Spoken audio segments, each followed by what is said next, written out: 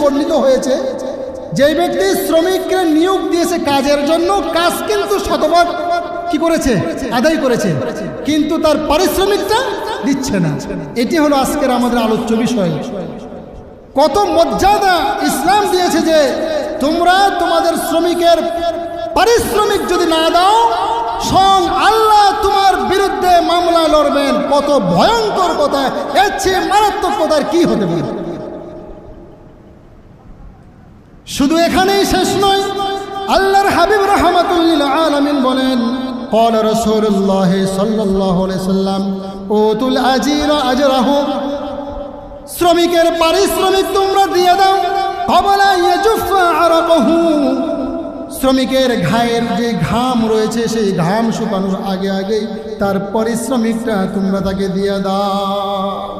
কত গুরুত্ব ইসলাম দিয়েছে। আজ